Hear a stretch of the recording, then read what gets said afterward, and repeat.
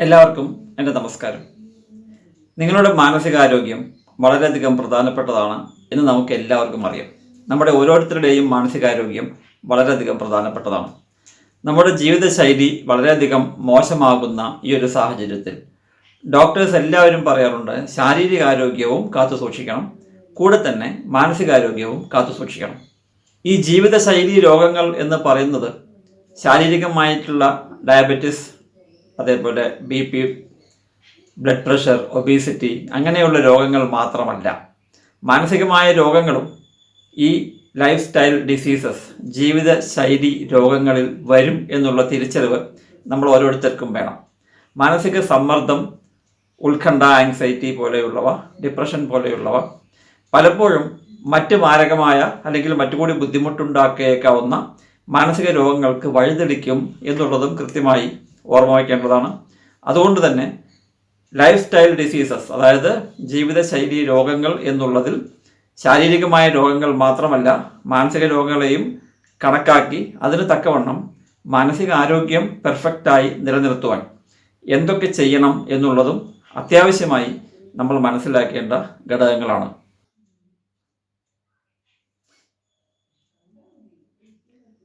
ആദ്യമായി വേണ്ടത്, ദയവ് ചെയ്ത് ഹാംഫുള്ളായ സബ്സ്റ്റൻസസ് ഉപയോഗിക്കരുത് എന്നുള്ളതാണ്.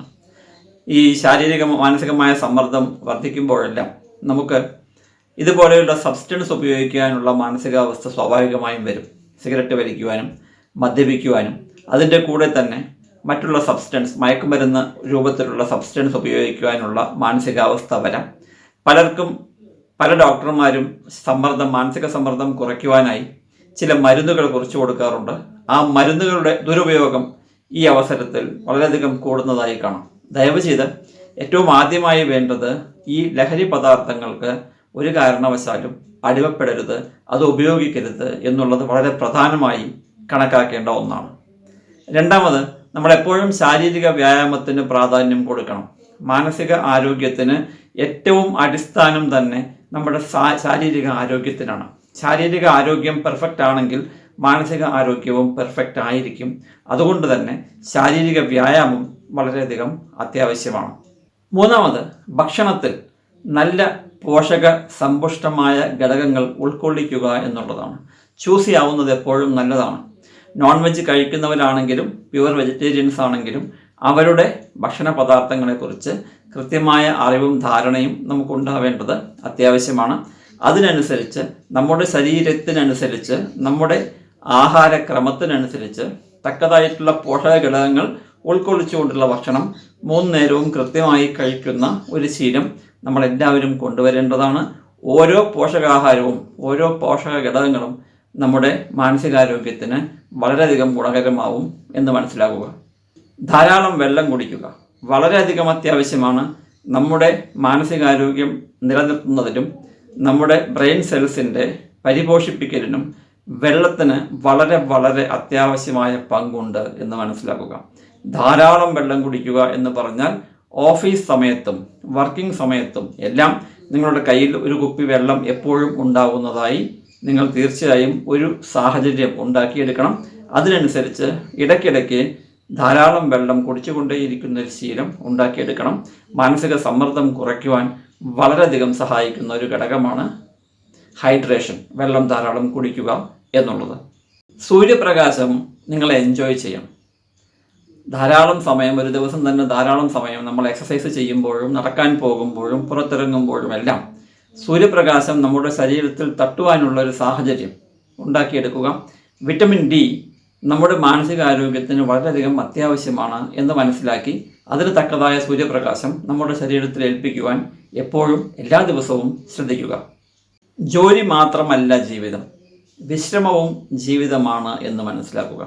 ശരീരത്തിന് വിശ്രമം അത്രത്തോളം അത്യാവശ്യമാണ്. മാനസികാരോഗ്യത്തിന് വിശ്രമം അത്രത്തോളം അത്യാവശ്യമാണ്. കണ്ടിന്യൂസായി വർക്ക് ചെയ്യുമ്പോൾ മാനസികാരോഗ്യം മാത്രമല്ല ശാരീരികാരോഗ്യവും നഷ്ടപ്പെടുന്നു എന്ന് മനസ്സിലാക്കി ഒരു ദിവസം 8 മണിക്കൂറെങ്കിലും ഉറക്കവും ഏകദേശം 1-2 മണിക്കൂർ പ്രോപ്പറായിട്ടുള്ള റെസ്റ്റും നിങ്ങൾ തീർച്ചയായും സ്വീകരിക്കേണ്ടതാണ്, പ്രാക്ടീസ് ചെയ്യേണ്ടതാണ് എന്ന് മനസ്സിലാക്കുക. ഏതെങ്കിലും ഒരു ഹോബി നിങ്ങൾ തീർച്ചയായും നിങ്ങളുടെ ജീവിതത്തിൽ പ്രാക്ടീസ് ചെയ്യണം. ഏത് ഹോബി ആയാലും സാരമില്ല. ഗാർഡനിങ് ആവാം, ചിത്രം വരയ്ക്കലാവാം, അങ്ങനെയുള്ള ഏത് ഹോബിയും നിങ്ങൾക്ക് പ്രാക്ടീസ് ചെയ്യാം. ഏതെങ്കിലും ഒരു ഹോബി നിങ്ങൾ നിങ്ങളുടെ ജീവിതത്തിൽ എല്ലാ ദിവസവും പ്രാക്ടീസ് ചെയ്യുന്നു എന്ന് തീർച്ചയായും ശീലിക്കുക. അത് നിങ്ങളുടെ മാനസികാരോഗ്യത്തിന് വളരെയധികം ഗുണകരമാണ്. സോഷ്യലൈസേഷനും മാനസികാരോഗ്യത്തിന് വളരെയധികം ഗുണകരമാണ്. നിങ്ങളുടെ കൂട്ടുകാരുമൊത്ത് ഇടയ്ക്കിടെ ഒരു ട്രാവലിംഗ് പ്ലാൻ ചെയ്യുക, പുറത്തേക്ക് പോവുക, കൂട്ടുകാരുമായി ഇടപഴകുക, ധാരാളം ആളുകൾ ഉള്ള സ്ഥലത്ത് പോയി ഇരുന്ന് അവരുമായി ഇടപഴകുക. ഇതെല്ലാം നിങ്ങളുടെ മാനസികാരോഗ്യത്തിന് വളരെയധികം ഗുണം ചെയ്യും. ഈ പ്രാക്ടീസ് എല്ലാം നിങ്ങൾ ചെയ്തതിന് ശേഷവും നിങ്ങളുടെ മാനസികാരോഗ്യത്തിൽ എന്തെങ്കിലും കോട്ടം നിങ്ങൾക്ക് തോന്നുകയാണെങ്കിൽ ഒരു കൗൺസിലറിനെയോ സൈക്കോളജിസ്റ്റിനെയോ സൈക്യാട്രിസ്റ്റിനെയോ കണ്ട് പ്രശ്നം പറഞ്ഞ് തക്കതായ രീതിയിൽ അതിനൊരു സഹായം ആവശ്യപ്പെടുന്നതിൽ ഒരു തെറ്റുമില്ല. അതും മാനസികാരോഗ്യത്തിന് വളരെയധികം അത്യാവശ്യമാണ് എന്ന് മനസ്സിലാക്കുക.